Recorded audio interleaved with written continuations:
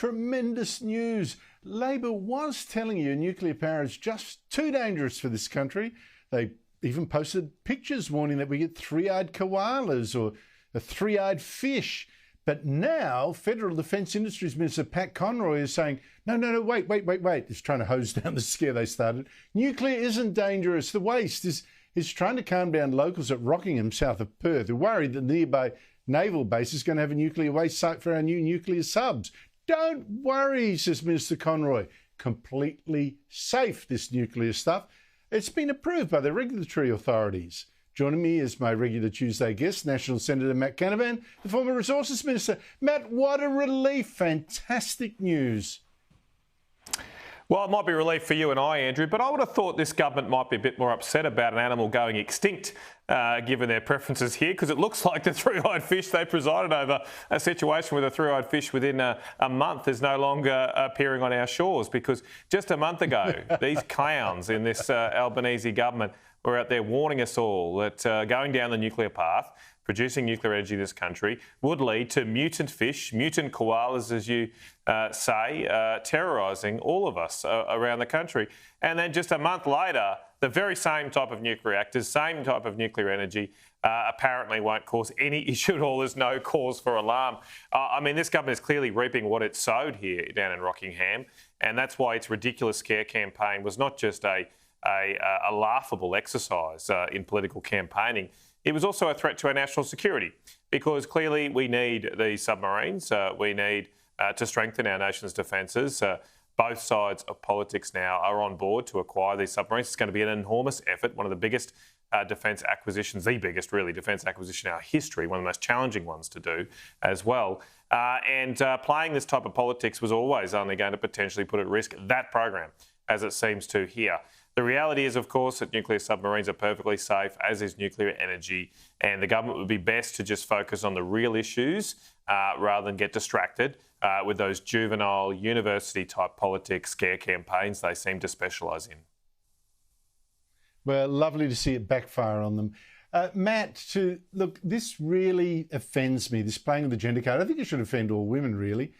Opposition Leader Peter Dutton today warned that the Teal independents, backed by Climate 2000 and multimillionaire Simon Holmes à Court, they'd been quite useless, these MPs in federal parliament, and not quite honest either. Here he is.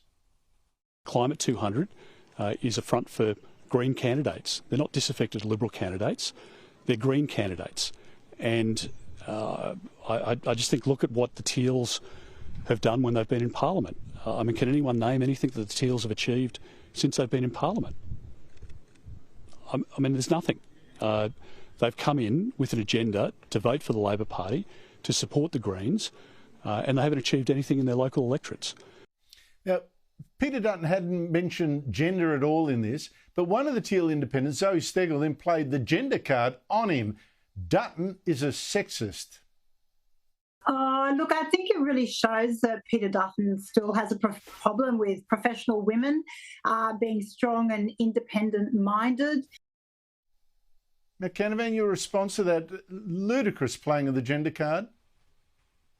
Look, I've only just seen that for the first time, but I think the only people in this story that are playing a gender card, that are being engaged in somewhat sexist conduct is Zoe Steggall there. Because how would she infer that just calling somebody useless is in any way gender specific? She must be the only one showing some kind of gender prejudice here. Because, of course, I think anybody can be useless. Some of them useless people can be men. Some useless people can be women. Of course, Zoe Steggall would probably dispute Peter's characterisation, but it's just absolutely absurd to claim that's gender specific unless you yourself are playing into some kind of imaginary gender tropes. So, look, it is just such a shame. Peter's exactly right, though. What have the Teals achieved? I realise they're not in government, but for example, I'm not in government, and myself and Michelle Landry and others got the Rocky Ring Road funding remade when we put on a massive massive political campaign to change that outcome. And I just don't know what the Teals have really done in here. They prance around this place and act like they are holier than thou, yet they don't seem that good at actually delivering results for the people they represent, and ultimately that's what this business is all about.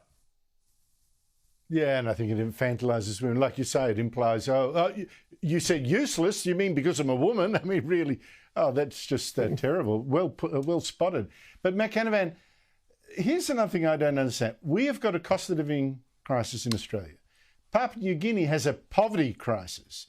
Yet this Albanese government is about to spend $60 million of our money over 10 years to give Papua New Guinea an NRL team to join our NRL competition. Now, there's an excuse to make people in Papua New Guinea like Australia more than they like China. I didn't know that was in the balance. But is this truly the best use of our money on our side or their side? Look, I probably might disagree with you here. I do think we should use rugby league as much as we can in this relationship. We are not going to win an all-out infrastructure war with China on Papua New Guinea. Last time I was in Port Moresby, there were billboards thanking President Xi for the infrastructure he had provided there. So this is a serious issue for our country. China's very active on our doorstep. But of course, one card we have that China doesn't have is the fact that Papua New Guinea's national religion almost is rugby league. And it's something we, of course, play a lot too. You might not down there below on the southern side of the border, but we do up here. Now, in saying that, I do think there are issues here. So in theory, I support this idea. I think there are practical issues, though, about will this team succeed? That's the issue. So I'm not really worried about the size of the money. I mean, Andrew, if we want to save money, I've got some other areas for you. I've got the $12 billion the government is uselessly putting into hydrogen that even Twiggy Forrest is putting jumping out of. So let's start with that. True. So $60 million a year, yes, to me, is not excessive to protect our relationship with our closest neighbour. But I do think there are practical questions here about making this team succeed. It'll be very challenging, but we do of course, need to counter China's influence campaigns in our region.